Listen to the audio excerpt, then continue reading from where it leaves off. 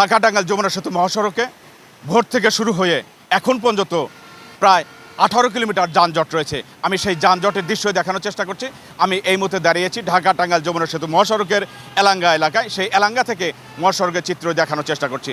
দর্শক, আপনারা দেখছেন যে এই ঢাকা টাঙ্গাইল যমুনা সেতু মহাসড়ক, এই মহাসড়কে কিন্তু ভোর থেকে 18 কিলোমিটার যানজট ছিল।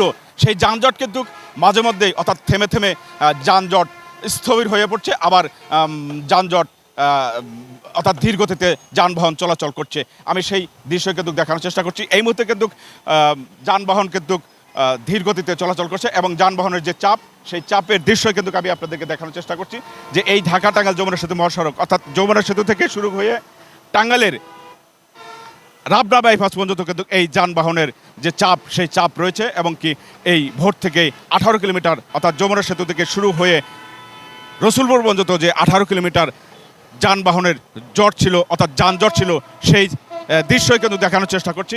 আমি কিন্তু এই ঢাকা টাঙ্গাইল মহাসড়কের যে চিত্র, সেই চিত্রই কিন্তু দেখানোর চেষ্টা করছি যে হঠাৎ করেই যানবাহন একবারে স্থবির হয়ে পড়ছে, আবার কিন্তু ধীর গতিতে যানবাহন চলাচল করছে। সেই চিত্র কিন্তু দেখানোর চেষ্টা করছি।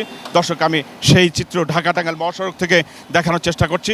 আমি এই মুহূর্তে দাঁড়িয়ে আছি কিন্তু এই ঢাকা টাঙ্গাইল মহাসড়কের এলাঙ্গা এলাকা, সেই এলাঙ্গার যে চিত্র, সেই চিত্রটি দেখানোর চেষ্টা করছি। অর্থাৎ যমুনা সেতু থেকে শুরু হয়ে এলাঙ্গা পর্যন্ত যে 13.5 কিলোমিটার, আমি যে জায়গায় দাঁড়িয়ে আছি এই জায়গা থেকে প্রায় 15 কিলোমিটার দূরে দাঁড়িয়ে রয়েছি যমুনা সেতু থেকে।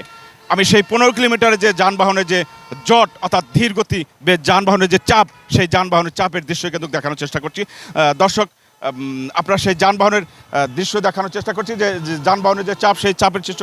এছাড়া কিন্তু আমার সাথে কথা হয়েছে যে যমুনা সেতুর কর্তৃপক্ষ থেকে। তারা আমাকে যেমনটি জানিয়েছে যে গত 24 ঘন্টায় প্রায় 3 কোটির উপরে টোল আদায় হয়েছে এই যমুনা সেতুতে।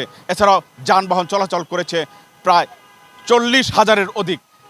এদিকে কিন্তু স্বাভাবিক সময়ে এই ঢাকা টাঙ্গাইল যমুনা সেতু মহাসড়কে 8 থেকে 10,000 যানবাহন পারাপার হয়। এর অর্থ হচ্ছে যে এই যানবাহন অর্থাৎ গত 24 ঘন্টায় প্রায় 5 গুণ যানবাহন চলাচল করছে এই ঢাকা টাঙ্গাইল মহাসড়কে। এই ঢাকা টাঙ্গাইল মহাসড়কে যে যানজট ছিল, সেই যানজটের যে চিত্র আপনাদেরকে দেখাচ্ছি, সেই যানজট শুরু হয়েছে কিন্তু এই যানবাহন অর্থাৎ যমুনা সেতু এলাকায় যে যানবাহনগুলো অর্থাৎ কয়েকটি যানবাহন বিকল হওয়ার কারণে কিন্তু এই যানজট শুরু হয়েছে বলে পুলিশ আমাকে এমওটি বলেছে।